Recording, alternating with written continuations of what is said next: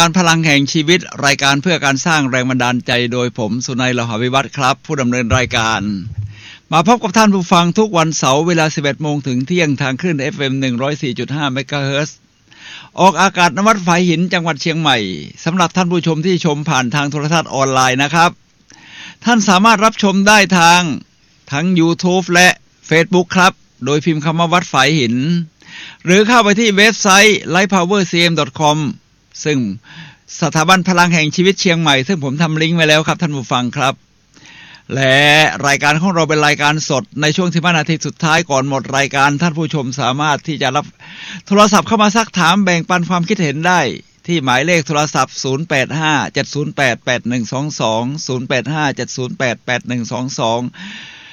0857088122ทางสถานีวิทยุเพื่อการศึกษาพระพุทธศาสนาและวัฒนธรรมคลื่น FM 104.5 เมกะเฮิรตซ์นะครับออกอากาศณวัดฝายหินจังหวัดเชียงใหม่รายการของสถานีนี้เป็นรายการที่ดีๆทั้งนั้นนะครับที่ผ่านไปเมื่อสักครู่นี้ก็เป็นรายการทนายความพบชาวบ้านของทนายสุรชัยครับและต่อไปนี้ก็เป็นเรื่องของรายการพลังแห่งชีวิตครับท่านผู้ฟังครับวันนี้นำเสนอท่านผู้ฟังในเรื่องรู้จักตัวเองคือรักที่สุดยอดเชื่อจะแปลกหน่อยนะรู้จักตัวเองรู้จักรักตัวเองคือรักที่สุดยอดครับท่านผู้ฟังครับ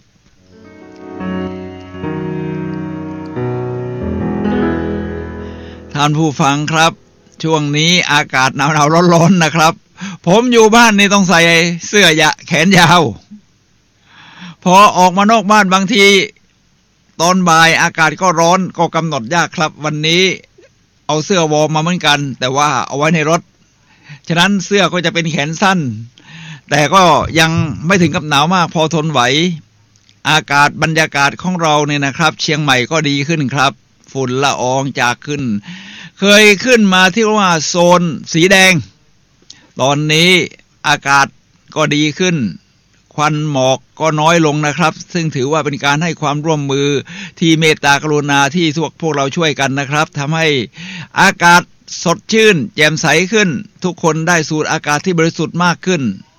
ท่านผู้ฟังครับเรามาเริ่มที่รายการที่ว่ารู้จักรักตัวเองคือรักที่สุดยอดนี่นะครับท่านผู้ฟังครับเป็นยังไงครับรักตัวเองนี่ถ้าจะรักผู้อื่นได้ต้องเริ่มที่จะรักที่ตัวเองนะครับในการรักตัวเองนี้มันต้องมีการเรียนรู้เพราะคำว่ารักตัวเองกับการเห็นแก่ตัวนี่ไม่เหมือนกันนะไม่ใช่ว่าฉันจะเอาแต่ได้แต่คนอื่นเป็นอย่างไรช่างมันฉะนั้นเราก็จะเริ่มในการที่จะรักตัวเองโดยแค่ว่าเข้าใจตัวเองทนุถนอมตัวเองและทำตัวเองให้เป็นประโยชน์ต่อผู้อื่นท่านผู้ฟังครับเมื่อวานนี้เองครับผมไปที่วัดเจดีย์หลวงซึ่งที่นั่นมมร.ก็คือมหาวิทยาลัยมหามงกุฎราชวิทยาลัยนะครับซึ่งเป็นวิทยาลัยสงฆ์แต่ก็สอนให้กับคฤหัสถ์ด้วยได้จัดรายการยิ่งใหญ่ครับเมื่อวานนี้เป็นรายการที่เขาเรียกว่าเชิญนักเรียนทั้งประถมมัธยมทั่วภาคเหนือมาประกวดสุนทรพจน์ธรรมะกันมีหลายรายการนะครับแล้วก็ตอบปัญหาธรรมะซึ่งโอ้โหเด็กๆประถมเด็กๆมัธยมเดี๋ยวนี้นี่เก่งนะครับแล้วผมได้เป็นกรรมการชุดหนึ่งซึ่งเป็นเรื่องแปลกใหม่สำหรับผมครับแต่เป็นสิ่งที่ดีมากก็คือให้เป็นกรรมการประกวดสวดสรพัญญะว่าที่จริงแล้วนี่ผมก็เคยสวดในแนวนี้มาก่อนโดยเฉพาะตอนเด็กๆนี่นะครับท่านผู้ฟังครับโรงเรียนเราก็สอนสวดกันแต่ผมไม่แน่ใจว่าเดี๋ยวนี้นี่เขาสอนสวดกันยาวขนาดนี้ไหมถ้าจะสวดกันนี่นะครับให้จบนี่มันมีตั้งหลายขั้นตอนตั้งแต่พระพุทธพระธรรมพระสงฆ์ทั้งหมดนี่ใช้เวลาประมาณ20 นาทีโอ้โหแต่ละโรงเรียนที่มาแข่งกันนะครับที่ผมเป็นกรรมการก็คือการแข่งระดับชั้นประถมตอนปลายมาจากจังหวัดน่านยังมีเลยมาจากอำเภอลี้จังหวัดลำพูนส่วนในเชียงใหม่นี่ก็มีหลายโรงเรียนเช่นโรงเรียนวัดสวนดอกแต่ละ ท่านนี่นะครับสวดเสียงแจ่มใสจังหวะทำนองนี่ผมฟังได้เหมือนกับนั่งสมาธิเลยนะครับท่านผู้ฟังครับแล้วเวลาให้คะแนนก็ให้ยากว่าจริงๆแล้วเนี่ยเพราะแต่ละคนนี่เขามีมารยาทที่อ่อนชดช้อยงดงามแล้วน้ำเสียงสนอไพเราะอักขระรอเรือรอลิงชัดเจนการฝึกแบบนี้ผมถือว่าเป็นการฝึกแบบเริ่มจากที่จะรักตัวเองคือฝึกในการที่จะสวดแล้วก็นั่งสมาธิดีนะครับท่านผู้ฟังครับเด็กๆเดี๋ยวนี้เก่งมากครับรักตัวเองในแนวนี้นี่เป็นแนวทางที่ยอดเยี่ยมครับท่านผู้ฟังครับ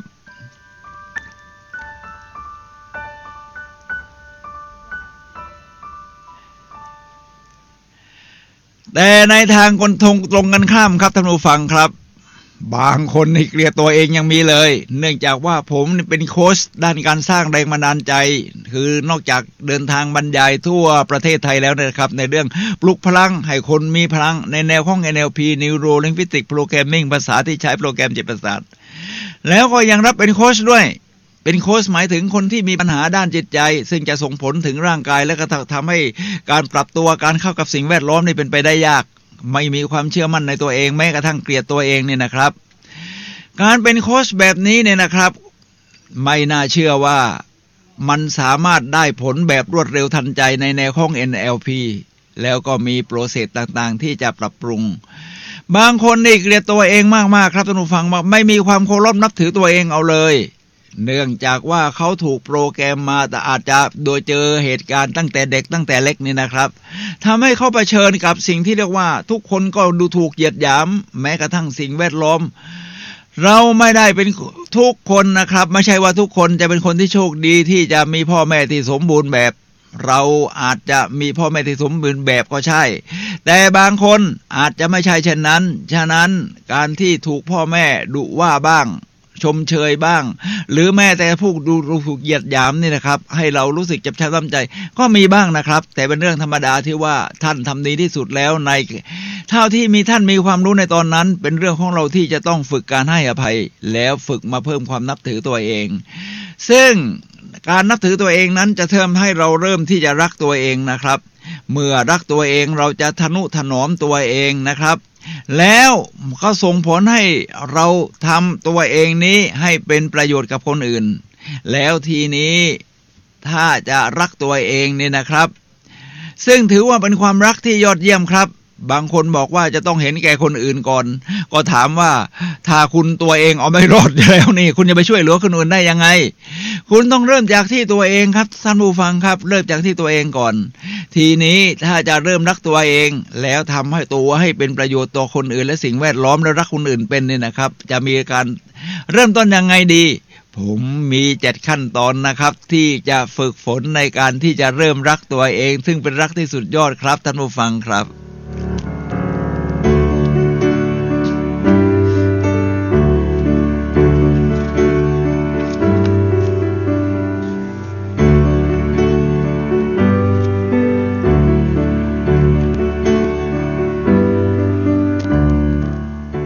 ท่านผู้ฟังครับข้อที่หนึ่งคือยอมรับตัวเองในแบบที่เป็นอยู่ยอมรับตัวเองในแบบที่เป็นอยู่ครับท่านผู้ฟังครับไม่ว่าสภาพแวดล้อมจะเป็นอย่างไรบ้านเรายากดีมีจนยังไงยอมรับสภาพความเป็นตัวเราก่อนนะครับท่านผู้ฟังครับแล้วยอมรับขุดบุคลิกลักษณะเดี๋ยวเราจะเรียนรู้เรื่องการพัฒนาต่อไปผมจะพูดทั้งในแง่คนที่มีรูปร่างกายปกติแต่อาจจะสภาพแวดล้อมดีไม่ดีแตกต่างกันไปกับคนที่ไม่ได้สมบูรณ์แบบทางด้านร่างกายอาจจะพิการมีอวัยวะไม่ครบเดี๋ยวผมจะมีตัวอย่างยกนะครับท่านผู้ฟังครับทีนี้ถ้าเรามีสภาพแวดล้อมที่ไม่สมบูรณ์แบบล่ะเป็นยังไงบ้างถ้าเราปฏิเสธตัวเองเนี่ยนะครับก็ไม่สามารถที่จะรักตัวเองได้ฉะนั้นเวลาเราเอ่ยถึงอดีตของเราเนี่ยเราก็พูดไปซื่อๆตรงๆเลยก็ได้ครับแต่ไม่ใช่หมายความว่าจะต้องเปิดเผยแง่มุมลบไปทุกมุมแต่ว่าสิ่งไหนที่มันทำให้เรายอมรับตัวเองได้ก็เริ่มผมไปฟังคนหนึ่งครับเนื่องจากว่าผมเป็นสมาชิกสโมสรฝึกการพูดแห่งลานนาไทยนะครับ เขาพูดบทต่างๆตามหลักสูตรนะครับที่มีทั้งหมด15บทในบทที่1เรียกว่า The Ice Breaking การละลายพฤติกรรมผู้พูดจะต้องมาพูด5นาทีหรือ7นาทีโดยเล่าสิ่งที่ท่านรู้ดีที่สุดคือประวัติส่วนตัวบางคนก็กระมิดกระเมียนไม่ค่อยกล้าเล่าประวัติในบางตอนเช่นถ้าเป็นคนที่ยากจนอะไรเงี้ยบ้านไม่ค่อยสมบูรณ์แบบบ้างหลังเล็กหน่อยก็ไม่ค่อยกล้าพูดถึงแต่ผมว่าถ้าเรายอมรับตัวเองได้เราจะพูดถึงสิ่งเหล่านั้นด้วยความภูมิใจแล้วเมื่อมาเทียบกับปัจจุบันเรายอดเยี่ยมขึ้นบิลเกตบอกว่าถ้าคุณเกิดมาจนไม่ใช่ความผิดของคุณแต่ถ้าคุณจนไปตลอดแล้วไม่ปรับตัวให้ดีขึ้นนั่นแหละเป็นความผิดของคุณนี่แหละครับท่านผู้ฟังครับผมก็ชอบสมาชิกคนหนึ่งครับที่เขาเป็นสุภาพสตรีเขาก็บอกว่าฐานะทางบ้านเขายากจนครับมีสภาพที่ลำบากไม่สามารถเรียนต่อได้เพราะต้องออกมาทำงานช่วยครอบครัวช่วยเลี้ยงดูน้องๆทีนี้พอผู้วิจารณ์บางคนไม่เข้าใจครับอันนี้ผมว่าเป็นปัญหาของสโมสรฝึกการพูดแห่งลานนานไทยนะครับพอขึ้นไปวิจารณ์ก็บอกว่าคุณบอกว่าคุณยากจนไม่ต้องพูดถึงทำไมไม่พูดถึงล่ะครับควรจะพูดถึงสิครับว่าเรายากจนแต่เดี๋ยวนี้เนี่ยเราพัฒนาตัวเองไปเพราะเราไม่ได้ตายอย่างยากจนคือเกิดมาจนจริงแต่ตอนนี้มันพัฒนาตัวเองได้ฉะนั้นผมถือว่าเรื่องนี้เป็นเรื่องใหญ่ที่คุณต้องยอมรับอดีตของคุณนะครับทีนี้ถ้าคนที่ไม่สมบูรณ์แบบล่ะครับเดี๋ยวผมจะมีรูปให้ดูนะคนที่เกิดมาไม่สมบูรณ์แบบนี้นี่นะครับก็คือนิกบูจิซิกนี่นะครับท่านผู้ฟังครับเป็นชาวออสเตรเลียเป็นนักพูดสร้างแรงบันดาลใจแล้วมันต่างกับนักพูดคนอื่นยังไงครับต่างสิครับเพราะว่านิกบูจิซิกนี้ไม่มีทั้งแขนไม่มีทั้งขาอย่างนี้จะให้ยอมรับความเป็นตัวเองได้ยังไงจากสิ่งที่ตัวเองเป็นไม่มีทั้งแขนไม่มีทั้งขาเราต้องดูถูกตัวเองสิถ้าดูถูกตัวเองนิกบูจิซิกคงไม่ได้กลายเป็นนักพูดที่ยิ่งใหญ่แน่นอนนะครับในอดีตเมื่อเขาไม่เคยเรียนรู้เขายังเป็นเด็กอยู่เขามีความคิดแม้กระทั่งคิดจะฆ่าตัวตายโดยจมไปในอ่างเนี่ยนะครับแต่เขานึกถึงว่าบุญคุณพ่อแม่อยากทนุถนอมเขาส่งเข้าเรียนในโรงเรียนธรรมดาเขาก็ฮึดสู้แล้วเขาเป็นคนชอบอ่านค่อยๆพัฒนาตัวเองขึ้นแล้วก็ไม่ไปโฟกัสหรือจดจ่ออยู่นะครับสิ่งที่ตัวเองไม่มีว่าทำไมฉันไม่มีแขนล่ะเกิดมาเป็นโรคประหลาดทำไมฉันไม่มีขาล่ะฉันเดินเหินไปไหนก็ไม่ได้เขาจะโฟกัสสิ่งที่เขาทำได้คือเขาชอบอ่านหนังสือเขาพัฒนาตัวเองเขามีแววตาที่สดใสเขาพูดเก่งเขาพัฒนาสิ่งนี้ได้จนกลายเป็นนักพูดที่เป็นที่ต้องการของคนที่ต้องการรับแรงบันดาลใจนิกบูจิซิกเคยมาพูดที่เชียงใหม่นะครับท่านผู้ฟังครับที่หอประชุมศูนย์ประชุมนานาชาติและแสดงสินค้า700ปีเนี่ยนะครับท่านผู้ฟังครับ72พรรษาที่คลองชลประทานคนฟังผมว่าเป็นหมื่นครับแล้วเวลาเขาพูดนี่ท่าทางสีหน้าตานี่มันได้แรงบันดาลใจนี่เกิดจากเรียกว่าข้อที่1ที่เรายอมรับตัวเองอย่างที่เป็นแต่ที่สำคัญเมื่อรู้ว่ามันมีจุดจำกัดมีจุดเด่นอย่างนี้เราพัฒนาให้มันเป็นความยอดเยี่ยมขึ้นนิกบูจิซิกเป็นตัวอย่างของคนที่ยอมรับในตัวเองจากสิ่งที่เป็นและก้าวสู่สิ่งที่ยอดเยี่ยมขึ้นครับท่านผู้ฟังครับ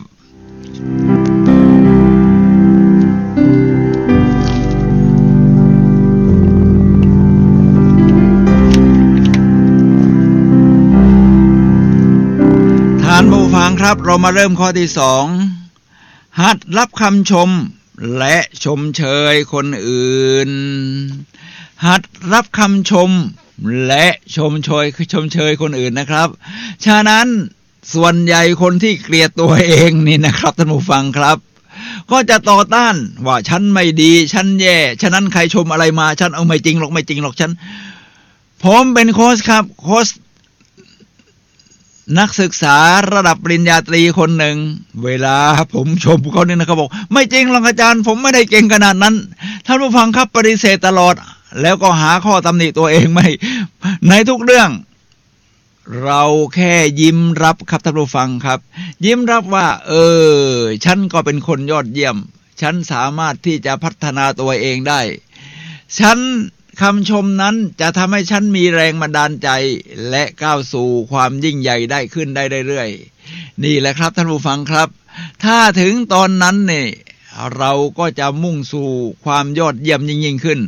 หัดรับคำชมครับทีนี้เมื่อคนเขาชมทำยังไงครับเมื่อคนเขาชมเราก็ยิ้มแล้วก็รับแล้วก็ขอบคุณเขาแล้วก็มาดูว่าคนนี้เนี่ยสายตาแหลมคมมองเราเนี่ยได้ทะลุปลุกโปร่งเห็นจุดเด่นของเรานะครับพร้อมที่จะพัฒนาตัวเองให้เราไปสู่บุคคลที่ยอดเยี่ยมยิ่งขึ้นนี่แหละครับท่านผู้ฟังครับแล้วทีนี้เมื่อเราหัดรับคำชมพลังใจก็จะมากขึ้นแล้วคำชมที่มีมานี่นะครับเราก็จะรู้สึกว่ามั่นใจนี่ละว่าครับว่าใช้ได้เลยแล้วทีนี้ท่านผู้ฟังครับหัดชมคนอื่นบ้างผมว่าคนที่ชมคนอื่นไม่เป็นนี่เพราะว่าไม่รักตัวเองนะครับรักตัวเองไม่เป็นนะครับคนที่ชมคนอื่นได้แสดงว่าเป็นคนที่รักตัวเองเป็นถ้าชมคนอื่นไม่ได้ก็มี2แบบ1รักตัวเองไม่เป็น2เป็นโรคขี้อิจฉานี่พูดกันตรงไปตรงมาไม่ต้องอ้อมค้อมโรคขี้อิจฉานี่เป็นกันทั่วโลกครับท่านผู้ฟังครับคือถ้าไปชมเดี๋ยวมันจะเหลิงหรือมันจะเด่นกว่าเราท่านผู้ฟังครับมันเริ่มต้นที่ว่าเรารักตัวเองไม่เป็นครับเนื่องจากเรารักตัวเองไม่เป็นเมื่อเรารักตัวเอง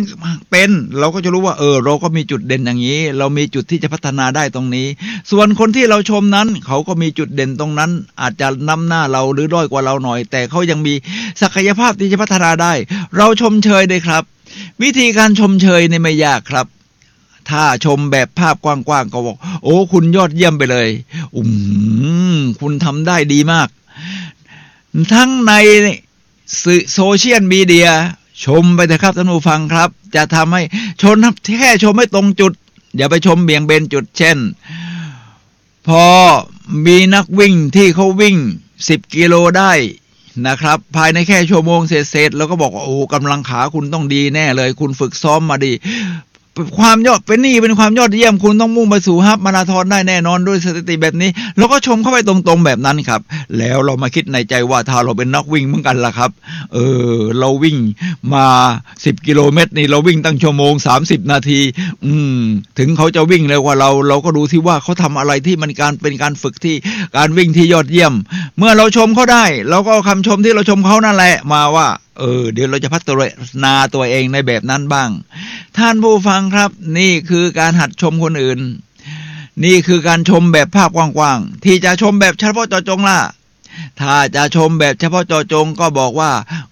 วันนี้คุณหน้าตาสดใสนะยิ้มแย้มแจ่มใสดีจังเลยวันนี้ดูท่าทางแข็งแรงธรรมะทะแมงไปตัดผมที่ร้านไหนมาดูแล้วก็รู้สึกว่ารับกับหน้าตาได้ดีเลยนี่เป็นความยอดเยี่ยมเสื้อที่เพิ่งซื้อมาเพิ่งใส่ตัวนี้สวยมากครับเข้ากับหุ่นของคุณชมไปแบบนี้ครับท่านผู้ฟังครับแล้วเราก็สะท้อนกลับมาหาตัวเองว่าเราก็มีจุดที่ชมคนอื่นได้เราก็มีสิ่งนี้เพราะเราไม่สามารถให้คนอื่นในสิ่งที่เราไม่มีได้ครับท่านผู้ฟังครับฉะนั้นฝึกชมตัวเองจากข้อที่1ยอมรับตัวเองชมตัวเองแล้วก็เอาคำชมนั้นไปแบ่งปันชมคนอื่นได้ผมเป็นวิทยากรสร้างแรงบันดาลใจครับท่านผู้ฟังครับฉะนั้นเวลาจะจบหลักสูตรนี่สิ่งหนึ่งที่ผมจะทำก็คือช่องจะแจกกระดาษผู้เข้ารับการฝึกอบรมคนละ1 แผ่นพิมพ์ไปเรียบร้อยโดยข้างหนึ่งเขียนว่าสิ่งที่ฉันได้รับในวันนี้ข้างขวามือก็จะพิมพ์ว่าสิ่งที่ฉันได้ให้คนอื่นในวันนี้เช่นสิ่งที่ฉันได้รับรอยยิ้มจากเพื่อนกำลังใจการไฮไฟว์ที่มีพลังนะครับความรู้ที่ได้เรียนจากวิทยากรและเรียนจากเพื่อนร่วมชั้นเดียวกันได้รับความรู้ใหม่ๆได้ข้อคิดที่จะสร้างแรงบันดาลใจนี้ช่องขวามือล่ะท่านได้ให้อะไรคนอื่นฉันให้รอยยิ้มให้กำลังใจเพื่อนคนหนึ่งที่เขากำลัง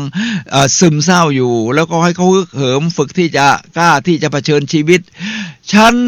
ได้จดโน้ตให้คนอื่นฉันถ่ายรูปให้คนอื่นท่านผู้ฟังครับ นี่คือการให้กับการรับซึ่งก็เป็นการจบการฝึกอบรมที่ยอดเยี่ยมนะครับแล้วผมค่อยแต่ละคนได้มาแชร์กันให้แชร์ได้แค่วลีเดียวนะครับว่าวันนี้ท่านให้หรือได้เอาอย่างใดอย่างหนึ่งส่วนใหญ่ก็เขาจะเอาแบบได้นะครับแบบได้ได้รับพลังใจให้เคยพูดสั้นๆทำบรรยายเพราะจะปิดการอบรมอยู่แล้วแต่ละคนก็จะพูดคำที่เขาเลือกว่าได้พลังได้รอยยิ้มส่งรอยยิ้มให้เพื่อนสนุกสนานฮึกเหิมมุ่งมั่นประมาณนี้ครับท่านผู้ฟังครับนี่คือข้อที่2ที่เราพูดถึงครับซึ่งก็คือหัดรับคำชมและชมเชยคนอื่นครับ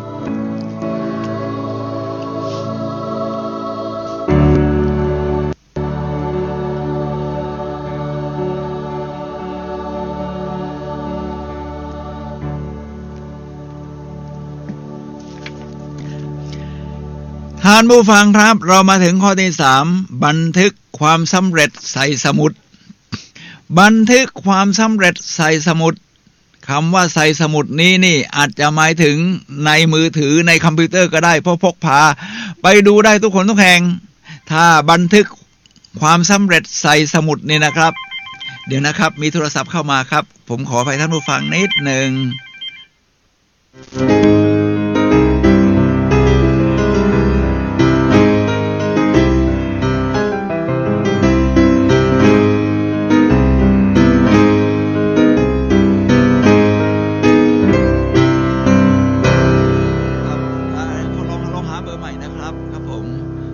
ยินดีครับยินดีครับ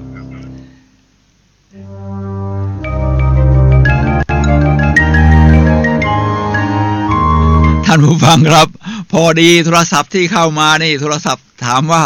ปาล์มทองไทยใช่ไหมครับคือเนื่องจากว่าปาล์มทองไทยนี่ผม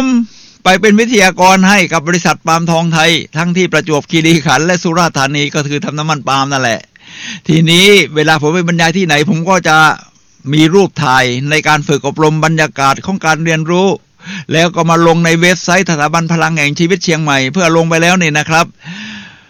ผมก็จะใส่คำว่าวิทยากรคืออาจารย์สุนัย เลาหะวิวัฒน์พร้อมเบอร์โทรทีนี้บางคนไปเสิร์ชในอินเทอร์เน็ตพิมพ์คำว่าปาล์มทองไทยมันก็จะมาขึ้นที่เว็บไซต์สถาบันพลังแห่งชีวิตพร้อมทั้งเบอร์โทรวิทยากรก็นึกว่าเป็นเบอร์โทรของปาล์มทองไทยฉะนั้นปาล์มทองไทยเขาก็จะได้ลูกค้าไปเยอะนะครับจากที่ผมแนะนำไปนี่แหละครับท่านผู้ฟังครับทีนี้เรามาอยู่ในข้อที่3ก็คือบันทึกความสำเร็จใส่สมุดนะครับท่านผู้ฟังครับทำไมต้องบันทึกครับเพราะว่ามันเหมือนกับเป็นการเพิ่มพลังให้เราเองอะไรที่เราจดจ่อคิดถึงอยู่เสมอสิ่งนั้นจะเพิ่มขึ้นมันเป็นลักษณะของกฎแห่งการดึงดูด The Law of Attraction ของรอนน่าเบิร์นที่เขียนไว้ในหรือในภาพยนตร์ The Secret นี่แหละครับท่านผู้ฟังครับฉะนั้นถ้าเราต้องการความสำเร็จเราต้องขยายความสำเร็จของเราโดยการจดบันทึกผมจดบันทึกแบบนี้ทุกวันด้วยสมุดบันทึกเล่มเล็กๆทุกคืนก่อนนอนว่าวันนี้ฉันทำอะไรสำเร็จผมกำลังฝึกวิ่งอยู่ตัวอย่างก็จะเป็นการวิ่งเยอะวันนี้วิ่งได้5กิโลเมตรนะใช้เวลาเพียง50นาทีอะไรประมาณนี้นะครับซึ่งเป็นความยอดเยี่ยมเรียกว่าวิ่งเพจ10หรือเพจ9หรือเพจ11ก็แล้วแต่เพจหมายถึงว่า1กิโลเมตรคุณใช้เวลาวิ่งกี่นาทีถ้าเพจยิ่งต่ำแสดงว่าคุณวิ่งเร็วยอดเยี่ยมมันก็ต้องพัฒนาไปเรื่อยๆวันนี้ไปเป็นกรรมการให้กับมมร.ที่วัดเจดีย์หลวงได้ฟังสวดสรพัญญะแล้วให้คะแนนด้วยความเที่ยงตรงก็เป็นความสำเร็จข้อที่2ไปนี่แหละครับท่านผู้ฟังครับท่านต้องค่อยๆจดนะครับไม่ว่าเป็นเรื่องเล็กๆน้อยๆในความสำเร็จเช่นวันนี้ตั้งใจจะไปกินเจร้านนี้อร่อยมากเลยไปกินมาแล้วมีเต้าหู้ทอดที่ยอดเยี่ยมก็เป็นความสำเร็จอย่างหนึ่งในการที่ท่านได้กินเต้าหู้ทอดเพราะวันนี้ผมมื้อเที่ยงนี้ตั้งใจจะกินเจนะครับจะไปกินที่เมย่ามีร้านข้างล่างชั้นล่างอยู่ร้านหนึ่งขายอาหารเจอร่อยมากโดยเฉพาะเต้าหู้ทอดที่ว่าท่านผู้ฟังครับเล็กๆน้อยๆแค่นี้แหละครับให้ท่านจดบันทึกเอาไว้ทีนี้ถ้าจะยอดเยี่ยมยิ่งขึ้นสำหรับคนสมัยใหม่สมาร์ทโฟนไงหรือในคอมพิวเตอร์ก็ได้โน้ตบุ๊กนี่แหละยิ่งดีใช้โปรแกรมที่มันทันสมัยขึ้นถ้าเป็นโน้ตบุ๊กก็ใช้ก็เรียกว่าโปรแกรม OneNote ก็เป็นชุดหนึ่งของ Microsoft Office นี่นะครับ เราก็สามารถแยกเป็นในชุดเดียวหนังสือเล่มเดียวเนี่ยนะครับมันใส่ได้ทุกอย่างมีแบ่งเป็นคอลัมน์มีเป็นเมนูมีอะไรผมก็จะแบ่งเป็นปีๆและเป็นเดือนแล้วแต่ละใน1 เดือนเนี่ยก็อยู่ในชุดเดียวกันใน1 เดือนผมก็จะใส่ไปแต่ละวันเช่นเมื่อวันนี้ไปความสำเร็จของผมคือได้ไปเป็นกรรมการสวดสรพัญญะ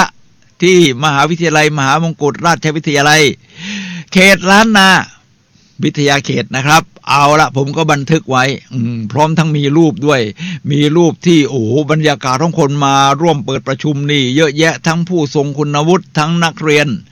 เวลาแบ่งห้องซอยย่อยผมก็ได้ฟังสวดที่ยอดเยี่ยมก็ถ่ายกลุ่มที่สวดยอดเยี่ยมเอามาไว้แล้วก็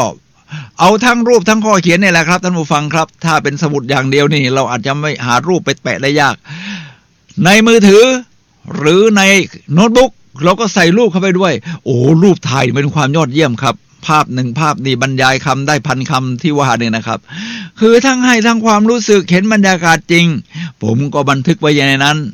ถ้าท่านเป็นนักวิ่งท่านไปวิ่งเสร็จเอนโดฟินกำลังหลั่งแหมหน้าตามีความสุขแววตาประกายสดใสท่านก็เซลฟี่ไว้แล้วก็เห็นสนามที่ท่านได้ฝึกซ้อมมาด้วยก็ลงมาว่าโอ้วันนี้เราวิ่งได้ตั้ง5 กิโลเมตร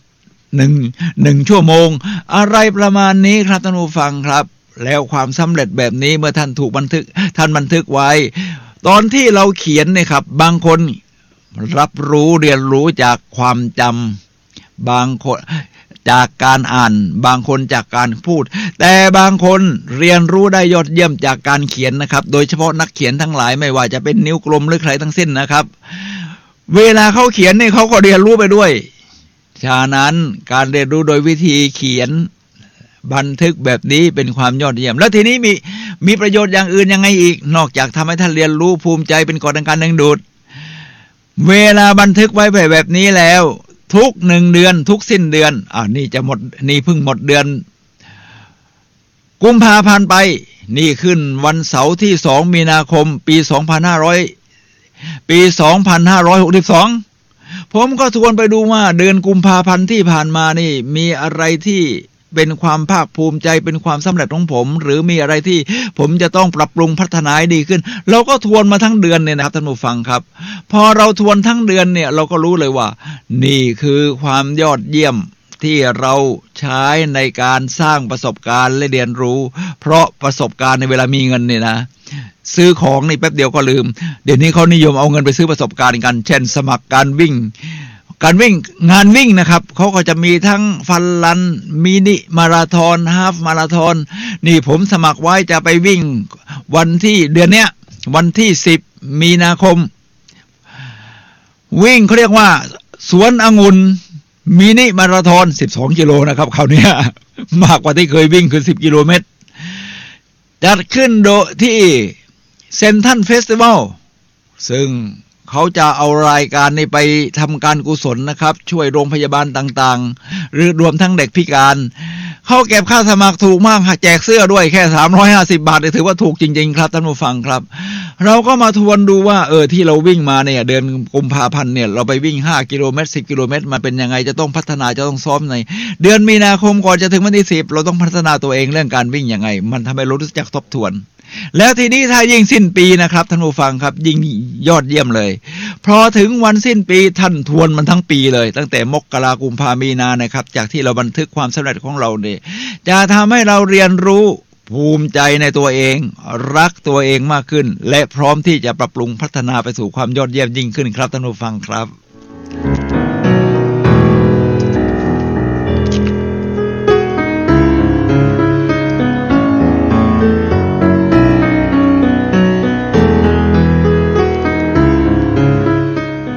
ท่านผู้ฟังครับขณะนี้ท่านกำลังรับฟังรายการพลังแห่งชีวิตรายการเพื่อการสร้างแรงบันดาลใจโดยผมสุนัย เลาหะวิวัฒน์ผู้ดำเนินรายการมาพบกับท่านผู้ฟังทุกวันเสาร์เวลา 11 โมงถึงเที่ยงทางสถานีวิทยุเพื่อการศึกษาพระพุทธศาสนาในวัฒนธรรมคลื่น FM 104.5 เมกะเฮิรตซ์จังหวัดเชียงใหม่นี่นะครับถ้าท่านอยากชมภาพด้วยก็เข้าไปที่เว็บไซต์YouTube หรือ Facebook พิมพ์คำว่าวัดฝายหินเนี่ยแหละครับท่านผู้ฟังครับตอนนี้กำลังเป็นการถ่ายทอดสดอยู่ทีนี้เราคุยกันในวันนี้ว่า การรักตัวเองการรักตัวเองเป็นรักที่สุดยอดครับท่านผู้ฟังครับเพราะเราอาจจะไปนึกถึงแต่สิ่งแวดล้อมนึกถึงแต่สิ่งอื่นคนอื่นนี่นะครับเราจะมาเริ่มซึ่งมีอยู่7ข้อเราจะมาเริ่มข้อที่4ปฏิบัติต่อตัวเองให้ดีครับท่านผู้ฟังครับปฏิบัติต่อตัวเองให้ดีการดูแลตัวเองเป็นเรื่องสำคัญนะครับท่านผู้ฟังครับเราต้องปฏิบัติต่อตัวเองให้ดีในศาสนาพุทธ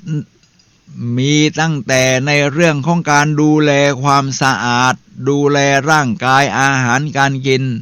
การปฏิบัติต่อตัวเองให้ดีนี่แหละครับท่านผู้ฟังครับผมเริ่มตั้งแต่การดูแลสีหน้าตาความสะอาดนี่แหละครับท่านผู้ฟังครับรักษาความสะอาดดูแลความสะอาดแต่พอสมควรไม่ถึงกับสะอาดล้างหน้าวันละ10 ครั้งก็ไม่ใช่มันก็เกินไปแน่นอนตื่นเช้าขึ้นมาอาบน้ำแปรงฟัน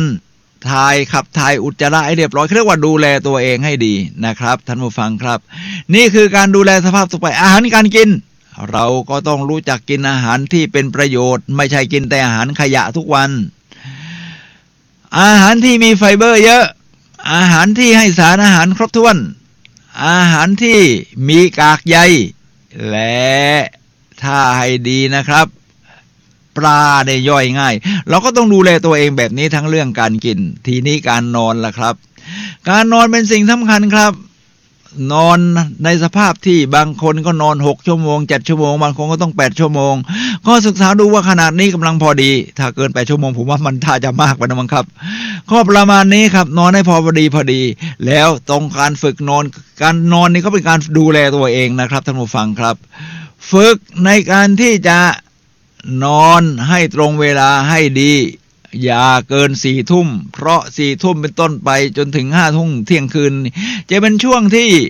ร่างกายสมองของเราจะสั่งสารที่เรียกว่าโกรทฮอร์โมนก็คือ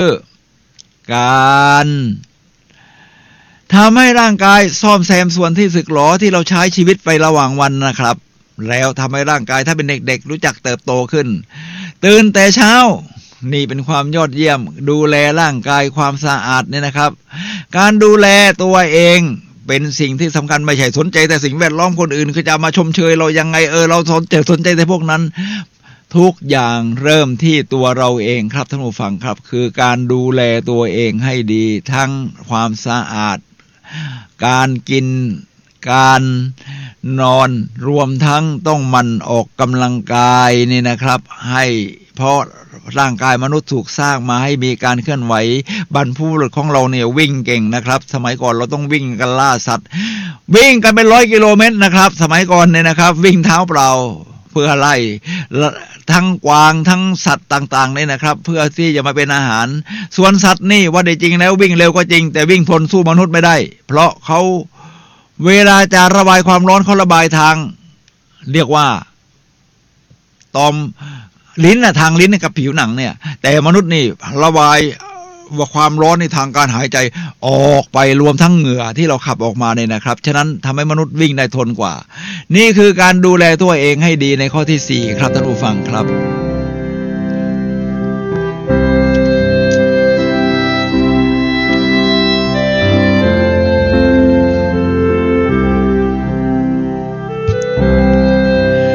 มาถึงข้อที่5ชมเชยรักและให้กำลังใจตัวเองชมเชย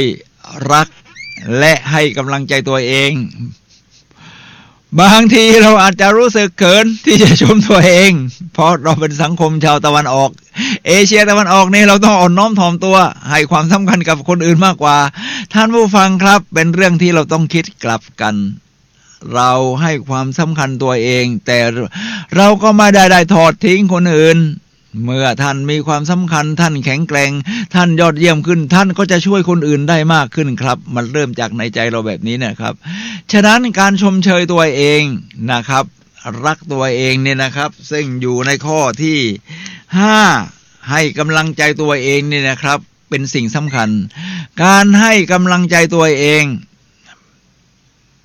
ปกติใน NLP เราเรียนรู้ว่าเราถูกโปรแกรมมาทำให้เรามีสภาพแบบนี้นั่งแบบนี้แล้วก็ถูกฝังมาเป็นกรอบที่เรียกว่าพาราดามฉะนั้นเรามีทั้งสิ่งที่คนอื่นให้กำลังใจสิ่งที่คนอื่นเหยียดหยามดูถูกเราแต่เราจะไปคอยแบบนั้นไม่ได้อีกแล้วครับไม่จะคอยให้คนอื่นมาให้กำลังใจเรานี่อาจจะเป็นเรื่องยากแสนสาหัสหน้าที่ของเราคือการให้กำลังใจตัวเองครับท่านผู้ฟังครับการให้กำลังใจตัวเองจะทำให้ท่านมีพลังมีความยอดเยี่ยมและพร้อมที่จะไปแบ่งปันให้กำลังใจคนอื่นได้อีกในหลักการ NLP มีวิธีง่ายๆครับเราเรียกว่า anchoring anchor แปลว่าสมอเรือ anchoring คือการฝังสมอการฝังสมอก็เป็นการโปรแกรมอย่างหนึ่งกับชีวิตของเราแต่เป็นการโปรแกรมโดยเราทำกับตัวเองเวลาท่านเห็นเรืออยู่กลางทะเลท่านก็จะเห็นว่าเรืออยู่นิ่งไหมครับแน่นอนขยับไปขยับมาโครงเคลงอีกต่างหากสาเหตุเพราะอะไรครับเพราะมีทั้งลมทั้งคลื่นที่ทำให้เคลื่อนไปเคลื่อนมาโยกเยกไม่อยู่นิ่งไม่สงบวิธีการก็คือชาวเรือเขาจะต้องทอดสมอเรือครับแล้วตรึงไว้กับพื้นดินหรือทรายที่อยู่ใต้น้ำแล้วให้เรือตึงพอสมควรความโยกเยกแม้จะมีแต่ก็น้อยลงครับนั่นก็คือชีวิตเราก็เช่นเดียวกันทั้งอารมณ์ภาวะความภูมิใจมันก็โครงเคลงไปโครงเคลงมาตามภาวะสิ่งแวดล้อมอารมณ์ตามที่เราฝึกมาเนี่ยนะครับว่ามันดีน้อยแค่ไหนฉะนั้นการที่เราฝังสิ่งดีๆเข้าไปชมเชยตัวเองสิ่งดีๆนี่นะครับจะทำให้การโครงเคลงของเรือน้อยลงฉะนั้นใน NLP Neuro Linguistic Programming ภาษาที่เราใช้โปรแกรมจิตประสาทเราเรียกว่า anchoring วิธีการ anchoring นี่นะครับก็คือแค่ง่ายๆครับจะให้กำลังใจตัวเองทำสิ่งใดสำเร็จเรียกว่าเฉลิมฉลองนะถ้ามีเงินหน่อยก็ออกไปนอกบ้านพาเพื่อนไปเลี้ยงถ้ามีเงินน้อยก็กินกาแฟสักแก้วกินกาแฟสักแก้วเงินยังไม่พอเลยก็น้ำสักแก้วแต่ถ้าไม่มีน้ำด้วยเนี่ยนะครับ anchoring ครับเวลา anchoring ชาว NLP เขาจะร้องอย่างนี้ครับว่า go yesดึงแขนขึ้นมาประมาณนี้นะครับท่านผู้ฟังครับดึงแขนขึ้นมาประมาณที่หน้าอกทำให้เรารู้สึกเหมือนกับฝังอะไรบางอย่างเข้าไปแบบฝังสมอเรือเนี่ยนะครับการแองเกิลลิ่งมันยอดเยี่ยมตรงที่ว่า1เราได้พูดเสียงออกไป3เราได้ยินเสียงของตัวเองคำว่า yes เราเห็นท่าทางภาษากายของเราที่เรียกว่า kinesthetic ทีนี้yes ในภาษาอังกฤษนี่นะครับเป็นคำที่ง่ายมากคือหมายความว่าใช่นี่คือชีวิตที่ฉันยอมรับได้ฉันพัฒนาตัวเองได้คือหมายความว่าฉันเชื่อมั่นตัวเองน่ะเรียกว่าให้กำลังใจตัวเองฉะนั้นเวลาเรารู้สึกหดหู่อยากต้องการสร้างกำลังใจเราก็แค่ขยับเท้าซ้ายขวาแล้วก็ go yes เหมือนคนที่จะเป็นนักพูดนี่นะครับไม่ใช่ว่าบางคนนี่ไม่กลัวนะครับบางคนเจอเวทีนี่ก็ยังสั่นๆอยู่บ้างเพราะอาจจะชั่วโมงบินอาจจะยังน้อยอยู่ก็ยังต้องพัฒนาไปได้เรื่อยๆเวลาเขาจะขึ้นเวทีก็ขยับเท้าซ้ายขวา go yes go yes go yes แม้แต่โค้ชของผมเนี่ยนะครับอาจารย์ผมเนี่ยอาจารย์ชื่อวาดเนี่ยนะครับมาจากสิงคโปร์เวลาท่านจะขึ้นเวทีนี่นะครับท่านก็เต้นไปเต้นมาแล้วก็ go yes go yes แอนโทนี โรบินยังทำแบบนี้เลยครับที่บรรยายมาแล้วระดับโลกท่านผู้ฟังครับนี่คือการให้กำลังใจตัวเองแบบง่ายที่สุดคือ go yes anchoring และอีกวิธีหนึ่งการให้กำลังใจตัวเองคือ affirmation คือการพูดยืนยันกับตัวเองครับท่านผู้ฟังเราอาจจะใส่โปรแกรมที่ลบเข้ามาทำให้เราไม่รักตัวเองเกลียดตัวเองหดหู่กับตัวเองคราวนี้เอาใหม่ใส่โปรแกรมดีๆขึ้นมาโดยการให้กำลังใจตัวเองว่าเป็นคำพูดที่ยืนยันว่าเราให้กำลังใจตัวเองเช่นสุนัยท่านผู้ฟังก็เอ่ยชื่อของท่านเองนะครับสุนัยเธอเป็นคนที่ยอดเยี่ยมสุนัยเธอเป็นคนที่มีศักยภาพสุนัยเธอเป็นคนที่พัฒนาได้สุนัยมุ่งสู่ความสำเร็จแน่นอนมุ่งมั่นที่จะกล้าเดินแบบนี้นะครับเป็นการพูดที่ยืนยันกับตัวเองการพูดยืนยันกับตัวเองแบบนี้ครับท่านผู้ฟังครับเราใช้กันในการฝึกอบรมรวมทั้งมีคำพูดที่พูดว่าฉันเชื่อมันฉันมีพลังฉันทำได้นะครับรวมทั้งฉันเป็นอัจฉริยะฉันประยุกต์ใช้ภูมิปัญญาของฉันนี่คือการให้กำลังใจกับตัวเองผมทำแบบนี้ทุกเช้าทีนี้ถ้าเป็นการฝึกอบรมเขาก็จะมีครบเครื่องนะครับ มีตั้งแต่ Visualization ถ้าท่านดูรายการทางอินเทอร์เน็ตอยู่ที่เห็นภาพด้วยผมจะทำมือชูหัวไว้มือขึ้นมาแล้วหมุนเป็นเลข8เลยนะครับสุนัยเธอเป็นคนยอดเยี่ยมสุนัยเธอพัฒนาได้สุนัยเธอมีศักยภาพหมุนเป็นเลข8ให้สายตาของเราโฟกัสที่หัวแม่มือส่วนใหญ่เราจะเรียนรู้เรื่องทางตาเนี่ยถึง 80% ทีนี้ดึงหูขึ้นมาเมื่อทักคู่เราเรียกว่า visualization คราวนี้ auditory เราก็ดึงหูมาให้หูได้ยินถนัดสุนัยเธอเป็นคนยอดเยี่ยมสุนัยเธอพัฒนาได้สุนัยเธอมีศักยภาพรวมทั้ง kinesthetic คราวนี้เคลื่อนไหวร่างกายแบบเต้นโอลิมปิกนะครับสุนัยเธอยอดเยี่ยมสุนัยเธอเยี่ยมยอดสุนัยพัฒนาได้ทำนองนี้นะครับให้กำลังใจตัวเองแบบนี้ทีนี้สุดท้ายเราเรียกว่า spiritual ก็คือฝึกกายต้องเคลื่อนไหวฝึกใจต้องอยู่นิ่งเราก็มือมากอดหน้าอก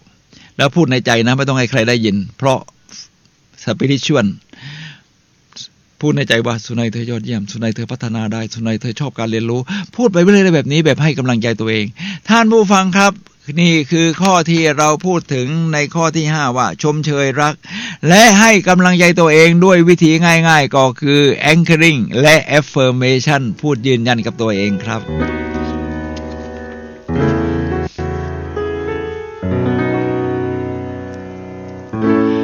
ท่านผู้ฟังครับ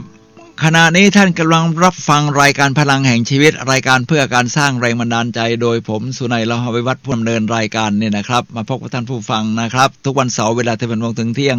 รายการของเราเป็นรายการสดในช่วง15นาทีสุดท้ายก่อนหมดรายการท่านผู้ฟัง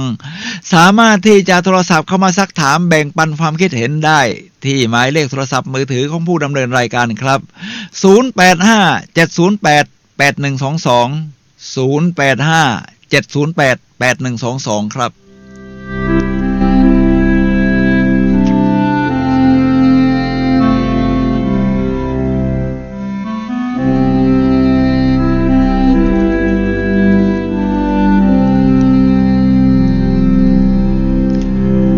ท่านผู้ฟังครับ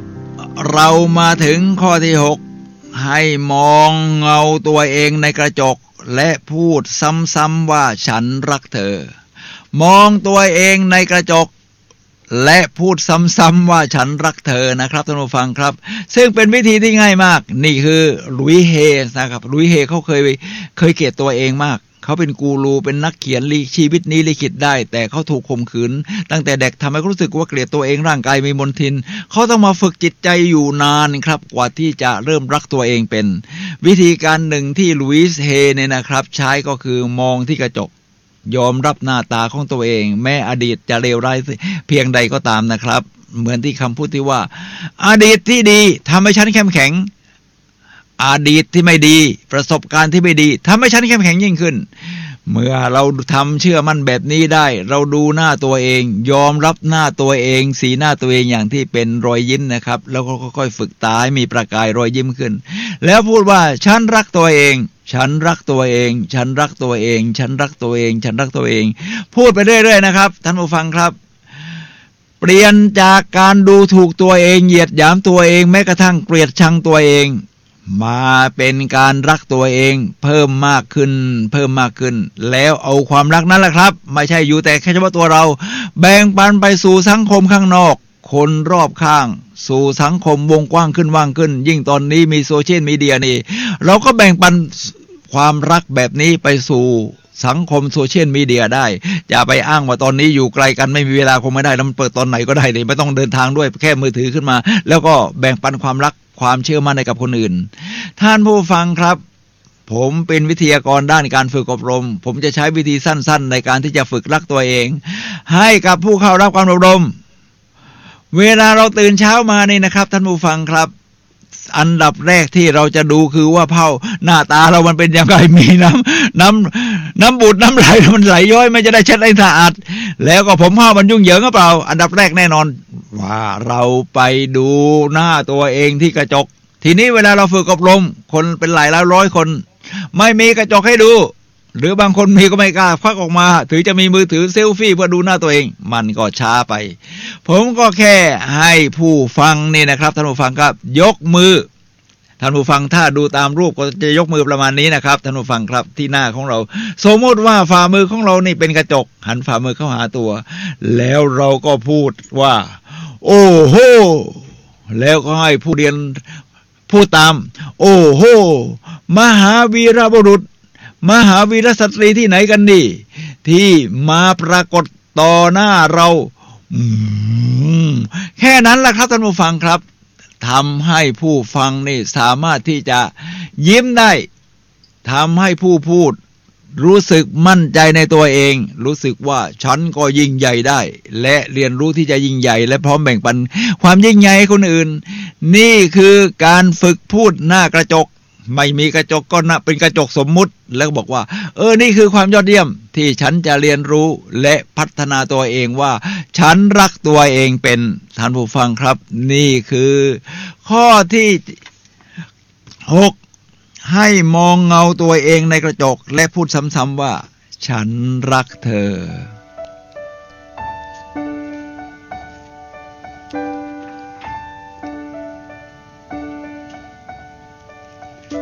ท่านผู้ฟังครับตอนนี้ยังไม่มีผู้ฟังโทรศัพท์ซักถามเข้ามาผมก็จะไปสู่ข้อสุดท้ายนะครับเพราะเราพูดกัน7ข้อ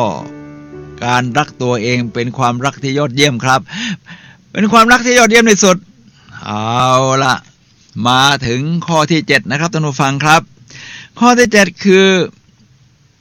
พัฒนาตนเองในด้านต่างๆนะครับพัฒนาตนเองในด้านต่างๆเราจะพัฒนาตนเองในด้านไหนได้บ้างล่ะครับท่านผู้ฟังครับมันก็ต้องรอบด้านแล้วนะครับที่เราจะพัฒนาตัวเองได้นี่ท่านผู้ฟังครับมีรอบด้านที่เราจะพัฒนาตัวเองได้เอาละมาเริ่มตั้งแต่ร่างกายนี่นะครับจิตใจถ้าให้ดีร่างกายที่เข้มแข็งนะครับจะฝึกให้เรามีจิตใจที่เข้มแข็งขึ้นด้วยมันเป็นส่วนเกื้อกูลซึ่งกันและกันผมยกตัวอย่างนิกฟูจิซิกไปถึงแม้ว่าเขาจะไม่มีแขนไม่มีขานี่นะครับท่านผู้ฟังครับมันด้วนมากุดมานี่เลยครับขาก็เรียกว่ามันกุดมาจนถึงเกือบถึงตะโพกนี่แต่นิกฟูจิซิกนี่สามารถเล่นเขาเรียกว่ากระดานโต้คลื่นได้นะกระดานโต้คลื่นนะครับนี่แสดงว่าเขาฝึกความแข็งแรงจิตใจที่เข้มแข็งก็อยู่ในร่างกายที่แข็งแรงด้วยคุณจะมาคือนิกฟูจิซิกไม่มีข้ออ้างว่าฉันไม่มีแขนไม่มีขานะฉันออกกำลังกายมากไม่ได้ฉันก็ต้องนอนสมหรือว่าถนอมตัวแบบนี้ไม่ครับนิกฟูจิซิกนี่เล่นกระดานโต้คลื่นได้เขาทำอะไรได้อีกหลายอย่างครับท่านผู้ฟังครับและการดูแลร่างกายของเราเนี่ยนะครับท่านผู้ฟังครับการดูแลร่างกายก็คือเริ่มตั้งแต่ที่พูดถึงไว้คือความสะอาดทีนี้เราจะพัฒนาไปสู่ความยอดเยี่ยมผมจะเน้นเรื่องความแข็งแรงการออกกำลังกายมีทั้งหมดหลายแบบตั้งแต่ฝึกเพื่อให้หัวใจเราแข็งแรงก็คือการออกกำลังกายที่เรียกว่าแอโรบิกนี่นะครับท่านผู้ฟังครับก็คือออกไปช้าๆใช้พลังงานออกซิเจนจากที่เราหายใจเข้าไปไม่ใช่จากกล้ามเนื้อนี่คือวิธีหนึ่งอาจจะวิ่งหรือเต้นแอโรบิก2ฝึกความแข็งแกร่งเขาเรียกว่าอันแอโรบิกก็คือใช้ออกซิเจนจากกล้ามเนื้อนะครับเช่นยกเวท3ฝึกความยืดหยุ่นนี่ก็คือโยคะชัวอินเดียเรามีมาหลายพันปีแล้วก็คือยืดกล้ามเนื้อโดยใช้ความแข็งแรงของกล้ามเนื้อในตัวเราเนี่ยนะครับออกแรงแล้วก็ยืดตัวของเราทำให้เส้นเอ็นเส้นสายของเราเนี่ยยืดขยายยาวขึ้น4ฝึกจังหวะถ้าฝึกจังหวะนี่เต้นแอโรบิกยอดเยี่ยมในสุดเพราะต้องฟังไปด้วยเต้นในเข้าจังหวะเต้นในเหมือนเพื่อนด้วยผมทำทั้ง4อย่างครับแต่ที่ผมจะยกตัวอย่างวันนี้คือเรื่องของการวิ่งนี่ในความเห็นผมแม้ผมจะออกกำลังกายมานานสมัยก่อนเล่นเทนนิสเนี่ยนะครับผมว่าการวิ่งเป็นกีฬาที่ยากที่สุดสำหรับผมนะแต่ว่าไม่ใช่พูดแล้วเพื่อให้ท้อนะพูดเพื่อให้สุดท้ายมีความพยายามต่อเวลาวิ่งเนี่ยนะครับมันทั้งปวดเข่าแรกๆเลยนะทั้งปวดเข่าพอไปเต้นแอโรบิกไปอย่างอื่นมันไม่ปวดเข่าขนาดนี้หรอกหายใจก็เหนื่อยหอบ ผมก็ค่อยๆพัฒนาขึ้นจากเดินเร็วแล้วก็วิ่ง